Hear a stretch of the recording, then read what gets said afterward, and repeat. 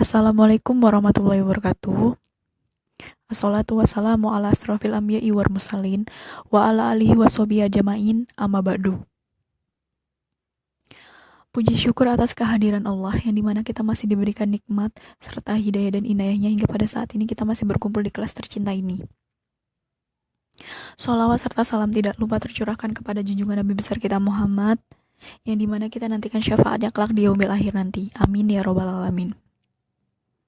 Baiklah, yang terhormat kepada pembimbing dosen Bahasa Indonesia kami, Bu Fitria Anggraini MPD, dan teman-teman rekan-rekan sekalian yang saya banggakan. Baiklah, perkenalkan nama saya Sarah Miftahul Jannah. Saya selaku moderator dalam membaca makalah ini, dan saya sekaligus membaca juga materi utama dalam makalah ini. Makalah kami adalah tentang pedoman ejaan bahasa Indonesia. Baiklah, kita mulai saja.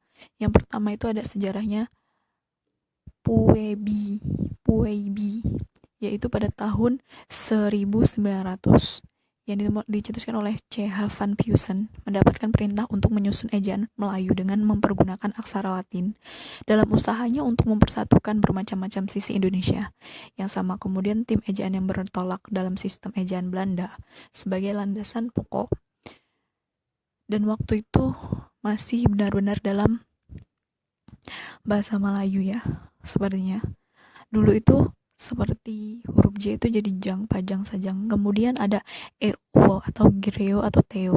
Kemudian pada tahun 1938 telah muncul usulan agar ejaan itu lebih diinternasionalkan. Jadi huruf EO itu dulu adalah U sebenarnya. Kemudian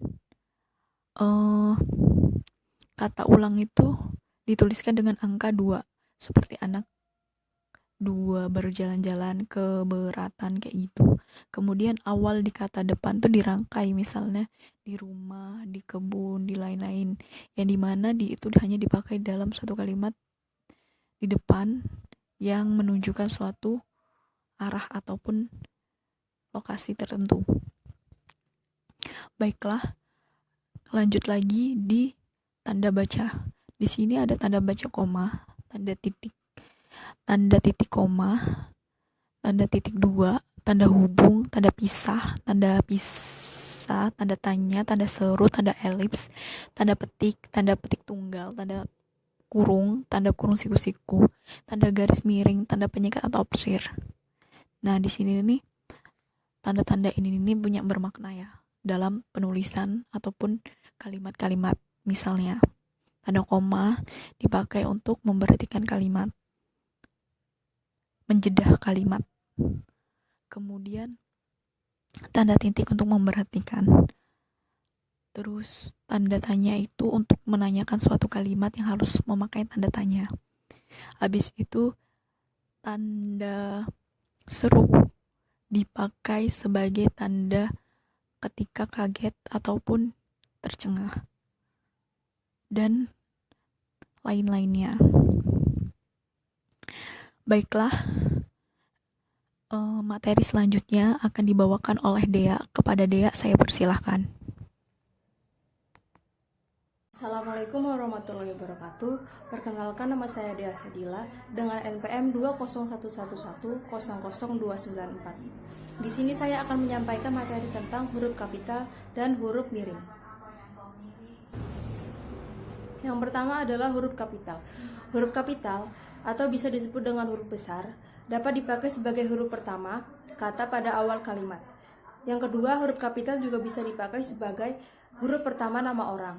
Yang ketiga, huruf kapital dipakai sebagai huruf pertama petikan langsung. Kemudian yang kedua adalah huruf miring. Huruf miring dapat digunakan untuk menuliskan nama buku, majalah, atau surat kabar yang dikutip dalam tulisan. Kemudian huruf miring juga bisa dipakai untuk menegaskan atau mengkhususkan huruf, bagian kata, atau kelompok kata. Kemudian huruf miring juga dipakai untuk menuliskan kata atau ungkapan yang bukan bahasa Indonesia. Kemudian materi selanjutnya adalah penulisan kata serapan. Kata serapan adalah Kata yang berasal dari bahasa asing yang sudah diintegrasikan ke dalam suatu bahasa dan diterima pemakaiannya secara umum. Kata serapan dalam bahasa Indonesia. Bahasa Indonesia menyerap banyak kata dari bahasa-bahasa lain, terutama yang pernah berhubungan langsung dengan Nusantara, baik melalui perdagangan, melalui penjajahan, maupun karena perkembangan ilmu pengetahuan. Contoh kata pungut dalam bahasa Indonesia salah satunya yaitu tetapi, yaitu berasal dari bahasa Sangsekerta, yaitu tetapi. Kemudian kata mungkin yang berasal dari bahasa Arab yaitu mu'minun. Kemudian kata meski dari bahasa Portugis yaitu mosqui. Assalamualaikum warahmatullahi wabarakatuh. Saya Dwi Aziza, NPM 2011047. Di sini saya akan menjelaskan materi tentang yang pertama singkatan kata dan akronim. Yang kedua, angka dan bilangan. 1. Singkatan kata dan akronim. Singkatan ialah bentuk singkat yang terdiri atas satu huruf atau lebih. Singkatan nama orang, nama gelar, jabatan, atau pangkat diikuti dengan tanda titik di belakang tiap-tiap singkatan itu. Singkatan nama resmi lembaga pemerintah dan ketatanegaraan, badan atau organisasi, serta nama dokumen resmi yang terdiri atas gabungan huruf awal kata, ditulis dengan huruf kapital dan tidak diikuti dengan tanda titik. Misalnya, DPR. Akronim ialah singkatan dari dua kata atau lebih yang diperlakukan sebagai sebuah kata. Akronim nama diri yang berupa gabungan huruf awal unsur-unsur nama diri ditulis seluruhnya dengan huruf kapital tanpa tanda titik. Misalnya, SIM. Akronim nama diri yang berupa singkatan dari beberapa unsur ditulis dengan huruf awal kapital. Misalnya, KOANI. Akronim bukan nama diri yang berupa singkatan dari dua kata atau lebih ditulis dengan huruf kecil, misalnya IPTEK.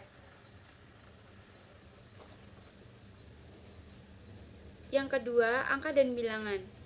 Bilangan dapat dinyatakan dengan angka atau kata. Angka dapat dipakai sebagai lambang, bilangan, atau nomor. Di dalam tulisan lazim digunakan angka Arab atau angka Romawi. Demikianlah atas presentasi kami. Jika ada tutur kata penyampaian yang kurang berkenan di hati para rekan-rekan sekalian, kami mohon maaf, dan kepada Allah kami mohon ampun. Kami akhiri. Wassalamualaikum warahmatullahi wabarakatuh.